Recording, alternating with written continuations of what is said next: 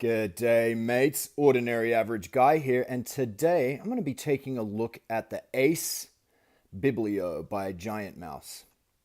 So before we get started, I'd like to congratulate Craig Mooring for this giveaway right here. This is the Victorinox Spirit. This was my giveaway in April and May.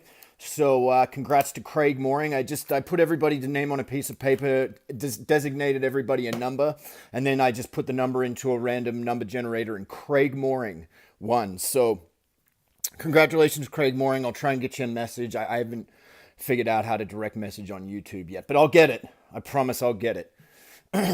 So anyway, congratulations on that. So this month's giveaway, so it'll be end of May and June, is going to be this puppy right here. This is the CRKT Pilar by Jesper Voxnaes. It is with the D2 steel blade and G10 handle. So it's I've done a review on this puppy. If you want to see it, go check out the review.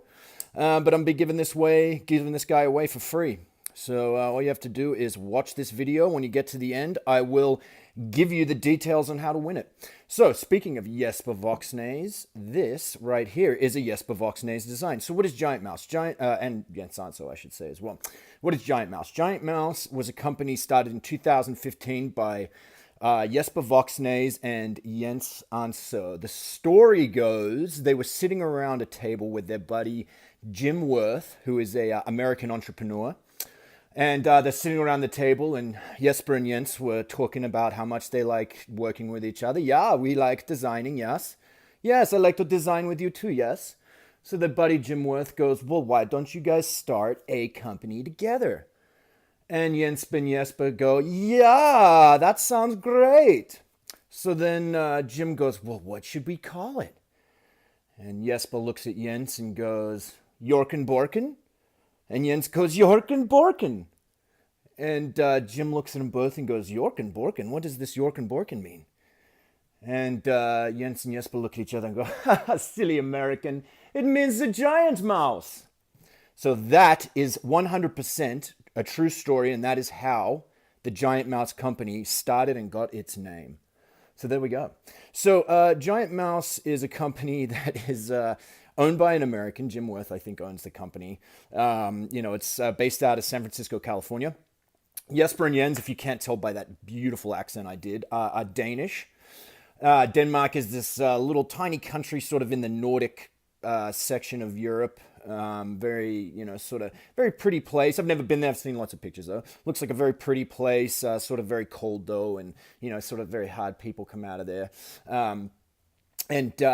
So they're a couple Danish designers. They are in charge of designing everything on the GiantMouse knives. So, from the box to the blade to the handle to the clip, everything they're in charge of designing. Jens Anso and Jesper Voxnaes. And if you're in the knife world at all, you'll know who these two guys are. So basically what they do is that on their regular GiantMouse line, excuse me, I promise I'll stop doing that. What they do is they release a line of knives. They'll release 400 of them. Of those 400, they have a thing called a 25% rule. So 25% of those knives, 100 of them, good math there, are special editions, and then they discontinue the line completely.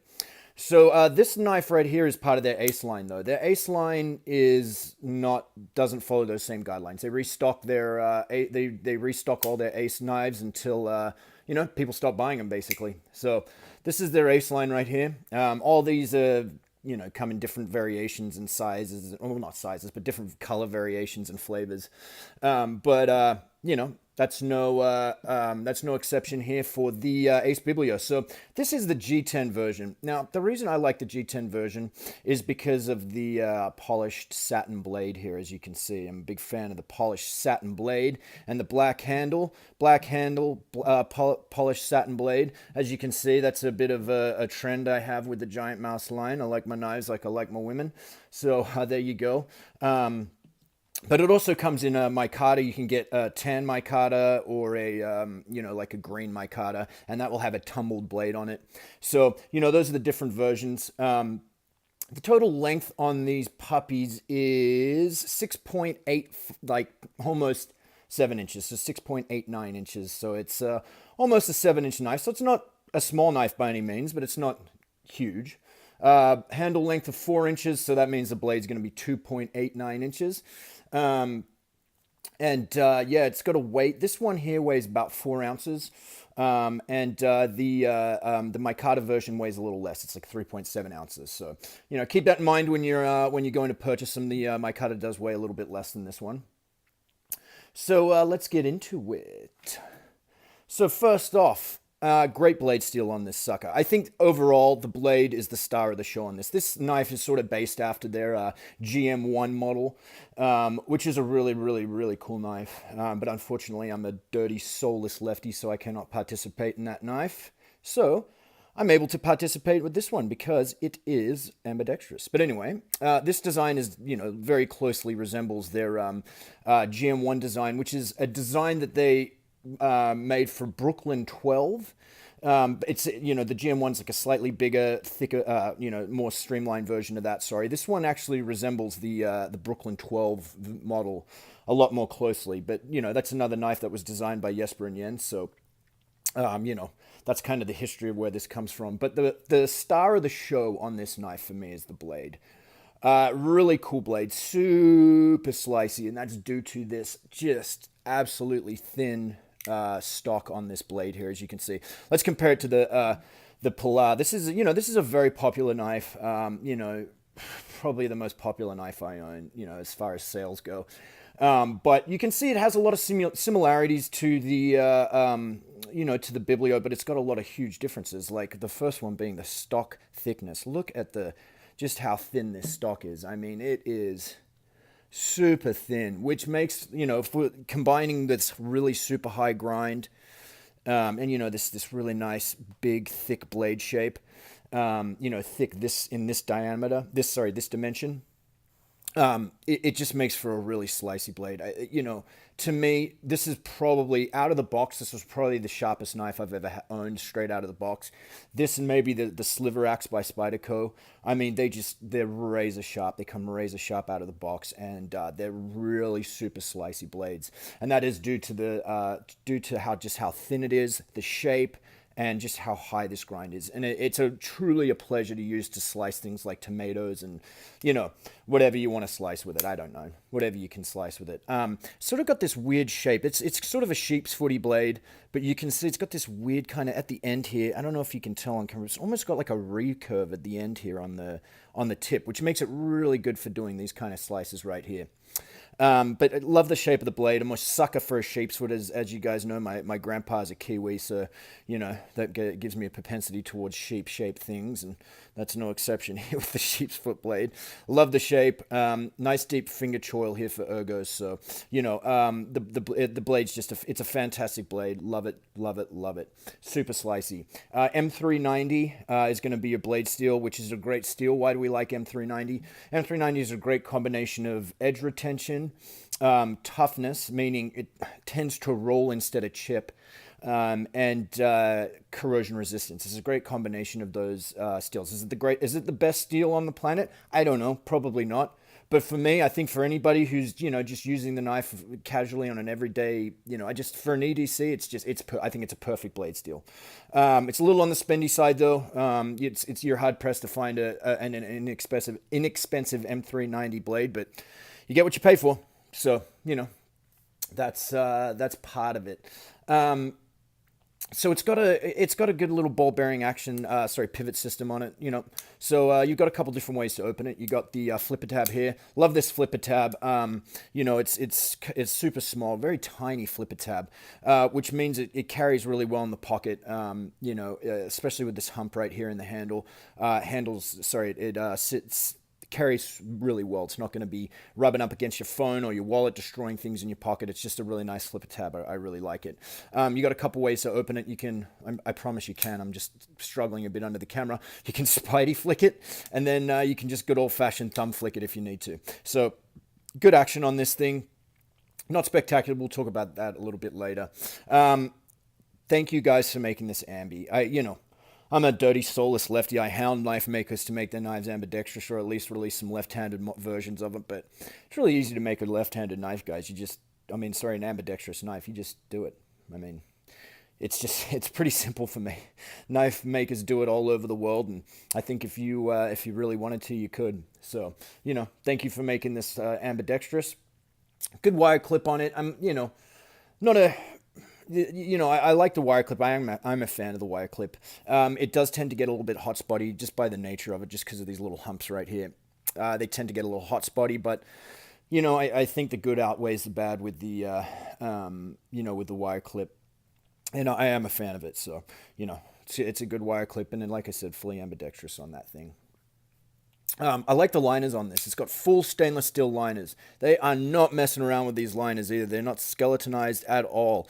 They're just these nice, thick 420 HC stainless steel liners. And they kind of got this matte sort of texture on them. And I really am a big fan of this, the liner lock on this. I like liner locks personally. I feel that frame locks, they tend to get in the way when you're trying to open and close them, even for lefty or righty. I feel it's even tougher for righties. Like, I always find myself when I open a knife right-handed pushing up against the lock bar and which pushes in the detent ball, which makes the knife harder to open. I sort of prefer a liner lock, and this liner lock's great. The way that they shape this tang right here, see how they it flattens and then curves down instead of just sort of a straight angle. It makes for a really nice lockup. You look at it there, it's about 50%. Absolutely no stick whatsoever. So I'm a big fan of the liner lock, and that's no exception on this thing right here. Great ergos on this thing, like I was saying. I like that finger choil. But you see how thick and just round the handle is. Nice, thick, round handle. Fills the hand. Feels great in the hand. Just insert any innuendo you want right there, but I don't care. Nice, thick, round handle. Fits really good in the hand. So, like I was we went over this a bit when I reviewed the Nimbus, but I'll go over it again with the Biblio. So they put the jimping up here in midsection of the knife. Sorry, the blade. I've heard Jesper talk about this before on a different YouTube channel, and he says the reason for that is when you're using a knife, the blade will want to pivot around this point right here, which is obviously the pivot point of the knife.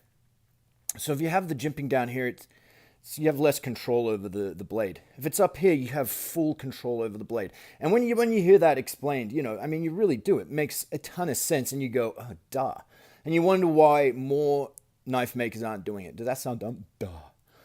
It sounded dumb to me when I said it, but it's already come out of my mouth, so I can't take it back. But yeah, it's, to me, it just made perfect sense. And, it just goes to show, it's all encompassing with this knife. Every part of it they thought about for this knife to be used. It's not pocket jewelry. It's not a super expensive knife that you would show off in a knife case. It looks great. It's aesthetically pleasing, but it's a very simple knife. It doesn't look like some of those transformer knives coming out of China. It's a great user, very ergonomic, fills the hand really well, feels great. Great materials. You got a M390 blade, 420HC stainless steel liners, G10 handle. You can also get in micarta, which is definitely a very popular version of this knife. And it's a well thought out knife, and I'm a big fan. It's a great knife, great user. So let's talk about some things, some drawbacks. I'm gonna be honest with you. I had to really search to find some things I didn't like about this knife. But first off, the action on this isn't spectacular as a flipper. If the detent's not great on it, and sort of with the small flipper tab, it's not the world's greatest flipper, or not the greatest action on a flipper. Now, is that going to kill it for me? You know what I mean? Is that going to prevent me from buying a knife? No. Action is one of the last things I think about. It's just a little added bonus you get when you buy a knife. I would prefer the flipper tab to be a little smaller and out of the way, and me have to maybe put a little more wrist in it when I flip it, than for this to have a huge flipper tab that flips with a better action. So is it the worst thing in the world? No, it's just sort of more of a nitpick to me, but at the same time, I just thought it's one thing about this knife that it doesn't have the greatest action as a flipper. But it does have good action if you want to spidey flick it, or even thumb flick it. It works really well as well. So there's that. The wire clip, like I said, it does seem to tend to create hotspots for the where the humps are on the back here. It'll dig into your palm right there when you're using it. Now, besides that though, there's no other hotspot on this whole knife. It's got great ergonomics, like I said. I don't need to go over that again. So when I first got this thing, guys, this finger choil's a little on the dangerous side. Man, just how slicey this knife is, just how sharp this blade is, and just how thin the stock is. You can see right here. I did catch my finger on this when I first got it. Coming down, I cut my finger a little bit with it. You know, you just got to be careful with it. If you look at, say, the finger choil on the Pilar, you can just see how much bigger it is. So your finger just fits in it a lot better. And this one you can see it's a lot smaller. It's quite a bit smaller, significantly smaller, and just how sharp and slicey this blade is. It's just a little dangerous. So, but you see how they round everything off. Like you can see just everything has this nice crowning on it. And that's no exception here with this finger choil. So you can really push your finger back against this flipper tab, and it feels okay because of that really nice rounding they did on the chamfering that they did on the knife blade. So just keep that in mind. Last thing, it is a little on the heavy side. Like I said, there's no skeletonization on the stainless steel liners, and it is a little. I mean, it's 4 ounces. So to me, I have a threshold of 5 ounces with my knives. I do have 1 or 2 that are over, but I try not to buy knives that are over 5 ounces. I just prefer lighter weight carries. I live in Arizona. I wear shorts a lot, so I prefer knives that are a little lighter weight. But 4 ounces isn't going to kill you. 3.7 on the micarta version. I think for what you're getting, it's well worth the wait. Like I said, I'm having to find stuff here that to nitpick on this knife about. Besides that, guys, I love this knife. I love the whole ace line by GiantMouse. I'm not gonna stand on a soapbox here and complain about the fact that the new one they got coming out is an ambidextrous, because I'm over it now, guys. I was a little disappointed at first. I have a new one coming out. It's called the Clyde. It sort of looks like this. It's a little smaller. It sort of looks a lot more like the Nimbus here, but it's got like just a single thumb stud on one side, and it is just right carry only. So anyway, I won't be reviewing that knife probably. So look, guys, I like the whole ace line. Like I was saying, I like the whole ace line. I think they do a great job at GiantMouse. I think the ace line is a great line of knives for the price. You're looking at $175, $99, $175 for the Nimbus. If you're going to ask me out of these two which one to buy, if you're going to spend the $175, I'm going to ask you what you want to do. With it, if you're going to be doing a lot of cutting, a lot of slicing, not so much heavy work, I would suggest this guy right here. Like I said, the blade on it's just super slicey, and it's a great blade for cutting. If you're going to be doing work, man, if you're going to be out camping or, gutting animals or, skinning animals or whatever you're going to be doing, maybe if you're a fisherman or, you do stuff with work with your hands, I would suggest this guy right here. I think the Nimbus isn't getting nearly enough love as it should, because it's a great knife. And you'd be hard pressed to find a better knife than these for under $200. If you've got one, please tell me, because I'd love to see it. But I think for under $200, these are 2 great options. If you need something slicey, get this one. If you need a nice, robust, hard worker, get the Nimbus. You won't be disappointed. If you've got $100 burning a hole in your pocket, or you're just trying to find a knife for under $100, if you're one of these people, and I totally know where you're coming from, that doesn't like to spend over $100 on a knife, go get this sucker. It's $99, and I mean, I don't think there's a better sub $100 knife on the market. I really don't. M390 blade, FRN handle, and it's a beautiful knife, great action. So there you go, guys.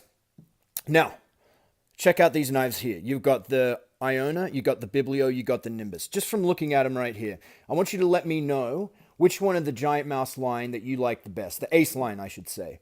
If you want to go check out my review on the Nimbus, I do go more in depth on the Nimbus.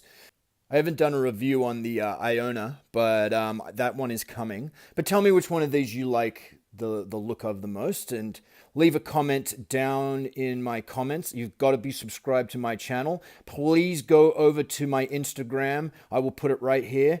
And follow me on the IG. But just to win this knife here, just to win this sucker right here, I just want you to let me know which one of the Ace line by GiantMouse you like the best. That's all you got to do. Super simple. Comment down here. Make sure you subscribe if you comment to win.